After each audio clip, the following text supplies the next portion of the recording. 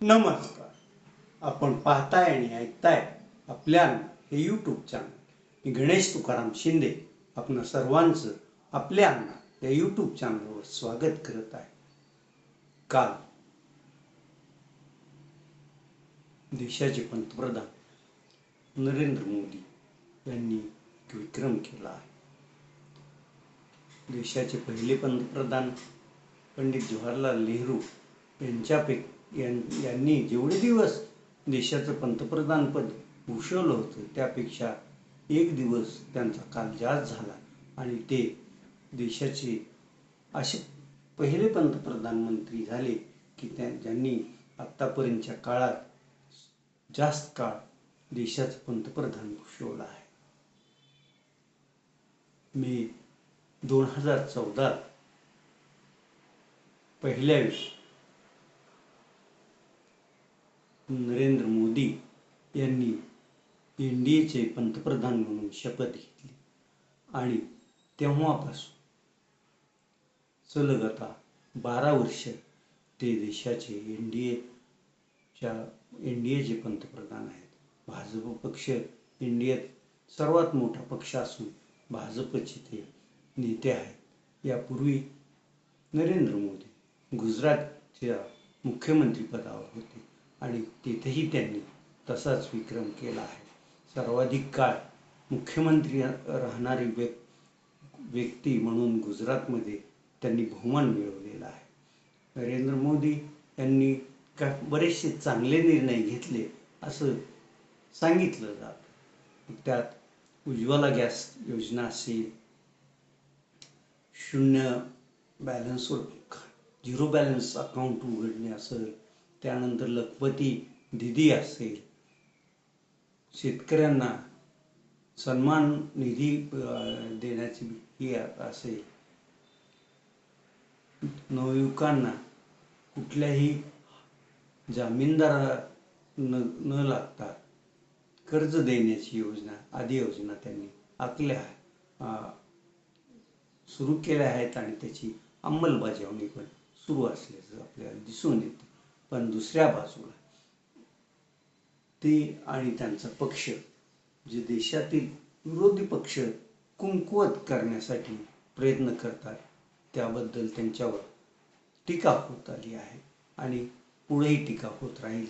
त्यांनी महाराष्ट्रात शिवसेना, राष्ट्रवादी या 2 पक्षात उभी फूट पाडली. परवा तिकडं पश्चिम बंगालमध्ये पण तृणमूल काँग्रेसमध्ये ती स्थिती त्यांनी घडवली. अनेक ठिकाणी त्यांचे असे प्रयोग सुरू असतात आणि त्यामुळं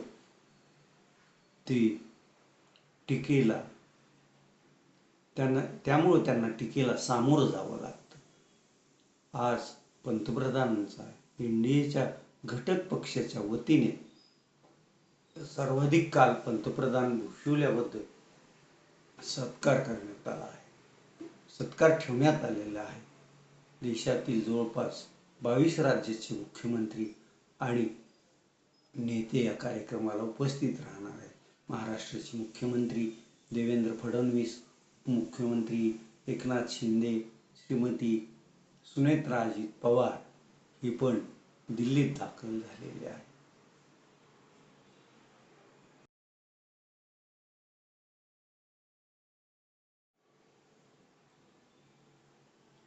समाजवादी काँग्रेसमध्ये विलीन करून काही काळ काँग्रेसबरोबर राहिल्यानंतर परत शरद पवारांनी आपलं वेगळी चूल मांडली आणि त्याला नाव दिलं राष्ट्रवादी काँग्रेस पक्ष. राष्ट्रवादी काँग्रेस पक्षाच्या स्थापनेला आज 27 वर्ष होतात. या 27 वर्षाच्या काळात पक्षानं अनेक चढउतार पाहिले आणि सगळ्यात दुर्दैवी बाब पक्षाच्या बाबतीत घडली. शरद पवार यांचे सख्खे पुतणे अजित पवार यांनी साधारण 2.5-3 वर्षापूर्वी पक्ष फोडला आणि आपलं स्वतंत्र अस्तित्व निर्माण केलं. निवडणूक आयोगाकडून आपलाच गट हा मूळ राष्ट्रवादी पक्ष आहे हेही त्यांनी करून घेतलं आणि वयोवृद्ध चुलते शरद पवार यांना एकाकी पाडण्याचा प्रयत्न केलेला होता. परंतु शरद पवार ही तसे साधेसुधे ग्रस्त नाहीत. त्यांनी पक्षफुटीनंतर परत आपला पक्ष पुढं त्याचा प्रवास सुरू राहील यासाठी वेगवेगळे उपक्रम राबवले आणि लोकसभेत चांगल्या जागा मिळवल्या, तर विधानसभेला थोड्या का होईना जागा त्यांच्या पक्षाला जिंकता आल्या. आज मुंबई येथील यशवंतराव चव्हाण सेंटरमध्ये राष्ट्रवादी शरद पवार पक्षाचा वर्धापन दिनाचा कार्यक्रम आयोजित करण्यात आलेला आहे. या कार्यक्रमाला पक्षाचे सर्व नेते, आमदार, खासदार उपस्थित राहणार असल्याची माहिती दिली जाते. तर आज NDA तर्फे पंतप्रधानांचा सत्कार सोहळा दिल्लीत असल्यामुळे सुनेत्रा पवार, प्रफुल्ल पटेल, सुनील तटकरे ही मंडळी नसणार आहे. त्यामुळं उद्या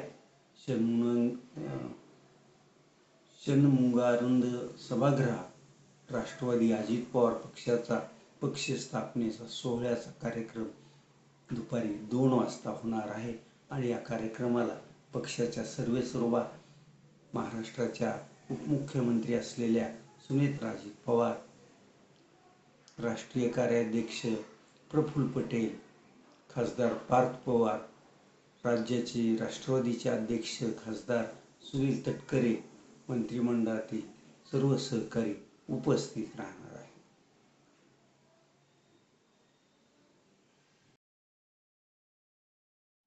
मान्सून महाराष्ट्रात आला हे मी वारंवार सांगत आलो आहे.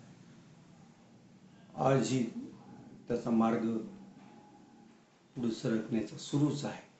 मात्र हवामान खात्यानं आणि तज्ज्ञांच्या म्हणण्यानुसार आज राज्यात 30 जिल्ह्यात मुसळधार पाऊस पडण्याची शक्यता वर्तवण्यात आली असून त्यामुळं शासनानं या 30 जिल्ह्यात येलो अलर्ट जाहीर केला आहे.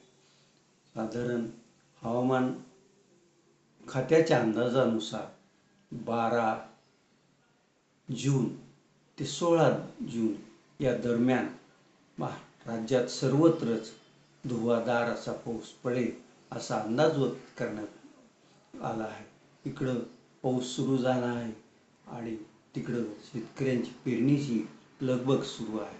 मात्र अनेक दुकानात खरीपाच्या पेरणी अगोदर शेतकरी युरिया खत टाकतात. ते युरिया खत मिळेनासं झालं आहे, तर बियाण्याचा पण तुटवडा जाणवत आहे.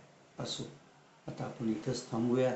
तुम्ही आपल्या YouTube चॅनल सबस्क्राईब करा, लाईक करा आणि कमेंट्स पण नोंदवा. धन्यवाद.